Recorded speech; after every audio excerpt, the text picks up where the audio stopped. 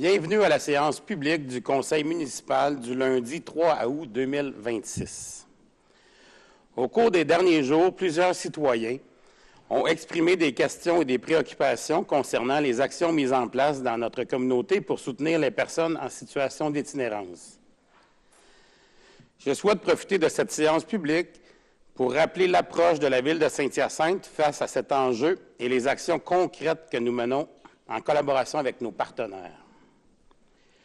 L'itinérance est une réalité complexe qui touche aujourd'hui plusieurs municipalités partout au Québec. Bien que les services en matière de santé, de services sociaux et d'hébergement relèvent principalement du gouvernement du Québec, les municipalités sont souvent les premières à constater les besoins sur le terrain. Nous avons donc la responsabilité de faire notre part dans les limites de nos compétences, en travaillant étroitement avec les organisations qui possèdent l'expertise nécessaire. À Saint-Hyacinthe, nous croyons que la concertation est primordiale. La Ville participe activement à plusieurs instances, dont la table Solidarité Itinérance Mascoutaine, la table de concertation en matière alimentaire, la table de concertation en matière de logement et le comité des policiers relais. Nous soutenons également plus de 60 organismes communautaires grâce à notre politique de reconnaissance et nous collaborons régulièrement avec le CIS de la Montérégie-Est, la Sûreté du Québec et de nombreux organismes du milieu. L'itinérance ne se vit pas de la même façon pour tout le monde. Les besoins sont multiples, les solutions doivent l'être tout autant. C'est pourquoi nous soutenons différentes initiatives qui répondent chacune à des besoins bien précis. Pensons notamment à l'accès au bloc sanitaire des loisirs Christ-Roi, offert avec l'accompagnement d'intervenants, afin de permettre aux personnes de prendre soin de leur hygiène dans un environnement sécuritaire. Plus récemment, des casiers communautaires sécurisés ont également été installés en place pour répondre à un autre besoin exprimé directement par des personnes vivant une situation d'itinérance, celui de pouvoir conserver leur effet personnel en sécurité. La Ville a aussi développé des outils destinés aux citoyens et aux commerçants, comme une trousse de sensibilisation et un aide-mémoire, afin de mieux les accompagner face à ces réalités. Aucune de ces initiatives, à elle seule, ne réglera l'itinérance. Mais ensemble, elles contribuent à bâtir un filet social plus solide et mieux répondre aux différents besoins observés sur le terrain.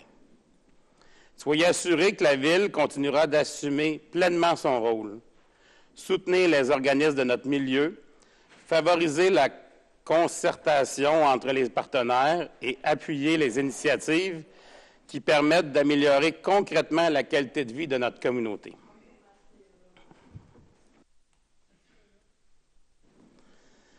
Dans un autre ordre d'idées, j'aimerais maintenant aborder les changements qui seront apportés à la circulation dans le secteur Pratt-Girouard-Dessolles. Comme plusieurs le savent déjà, au cours des prochains mois, un nouveau CPE d'une centaine de places ouvrira ses portes et l'école primaire, la Petite Académie, déménagera dans les anciens locaux des Sœurs de la Présentation, à proximité du Collège Saint-Maurice. De plus, une vingtaine de classes modulaires seront installées sur le terrain de l'école Casavant. L'arrivée de nombreux enfants dans ce secteur entraînera une augmentation importante des déplacements, avec davantage d'automobiles, d'autobus scolaires, de cyclistes et de piétons. Afin d'assurer la sécurité de tous et de maintenir une circulation fluide, la Ville a mandaté à l'hiver 2026 une firme de génie conseil, c'est des experts, afin d'analyser la circulation actuelle et les besoins futurs du secteur, puis de recommander les mesures les plus appropriées. Ces recommandations ont ensuite été analysées et validées par le comité de circulation de la Ville de Saint-Hyacinthe. Certaines mesures pourront être mises en place dès cet été sur la rue Giroir-Ouest. Les modifications sur la rue Dessolles devront d'abord être analysées et approuvées par le ministère des Transports et de la Mobilité durable, le MTMD. Une fois ces autorisations obtenues, elles seront réalisées à l'été 2027. La première intervention sera réalisée dès cet été à l'intersection de l'avenue Kirouac et de la rue Giroir-Ouest. Concrètement, un panneau d'arrêt sera installé sur l'avenue Kirouac et les panneaux d'arrêt actuellement en place sur la rue Giroir-Ouest seront retirés. D'autres modifications sont également prévues afin de faciliter l'insertion de la circulation en provenance de l'avenue Kirouac sur la rue Giroir-Ouest. Nous comprenons que ces changements puissent susciter des questions. Ils ne sont toutefois pas faits au hasard et ne visent pas à compliquer les déplacements.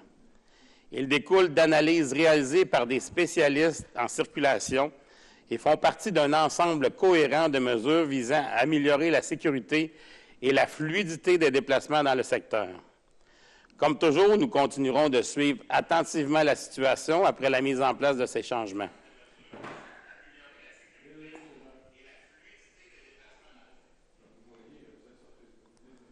Si des changements s'avèrent nécessaires, ils seront évalués. J'aimerais maintenant revenir brièvement sur le tragique accident survenu le 17 juin dernier qui a coûté la vie à la jeune mascoutaine Maude Leblanc. Nos pensées demeurent tournées vers sa famille, ses proches et l'ensemble de la communauté éprouvée par cette perte. Au cours des dernières semaines, plusieurs citoyens se sont interrogés sur l'absence d'intervention visible à cette intersection. Cette préoccupation est tout à fait légitime. Toutefois, dans un dossier aussi sensible, agir dans la précipitation serait irresponsable. Notre devoir est de mettre en œuvre des solutions pérennes, fondées sur les faits, des analyses rigoureuses et l'expertise de professionnels. Contrairement à certaines perceptions, la Ville est active depuis le jour 1. Dès le lendemain de l'accident, des démarches ont été entreprises auprès du ministère des Transports et de la Mobilité durable, responsable de cette intersection. Le 6 juillet dernier, le Conseil municipal a d'ailleurs adopté une résolution demandant officiellement une évaluation complète des solutions pour sécuriser l'intersection du boulevard Laframboise et de la rue Martineau. En parallèle, nous maintenons un suivi étroit avec la Sûreté du Québec. La reconstitution des événements et les analyses techniques en cours sont essentielles pour identifier les mesures de sécurité les plus appropriées. Je tiens à rassurer la population, ce dossier est une priorité absolue. La Ville demeure pleinement engagée et, à mesure que le processus évoluera, nous apporterons les ajustements nécessaires et réaliserons les investissements requis pour sécuriser ce secteur. La sécurité de nos citoyens n'est pas un enjeu que nous traitons à la légère. C'est une responsabilité que nous assumons avec tout le sérieux, la rigueur et la détermination que la situation exige. Je passe maintenant aux actualités culturelles. Il reste encore 3 concerts à l'affiche des Beaux Mardis de Casimir. Demain, nous aurons le plaisir d'accueillir Noir Silence. Mardi prochain, ce sera au tour d'Ariane Moffat. Et nous terminerons cette édition avec Jay Scott et son Garage Band le 18 août. Maintenant, voici quelques rappels. Pour une 5e année consécutive, la Ville de Saint-Hyacinthe invite la population à prendre part à son budget participatif. Cette initiative démocratique permet aux citoyens de proposer et de choisir un projet qui sera réalisé grâce à une enveloppe de 75 000 $. Cette année, la participation est ouverte à tous. Les projets peuvent être déposés individuellement ou en groupe, entre amis, en famille, avec une classe d'étudiants, un organisme ou encore un comité social d'entreprise. La seule condition, résider ou être établi sur le territoire de la Ville de Saint-Hyacinthe. Le thème reconnu par le Conseil municipal pour cette 5e édition est le vivre ensemble.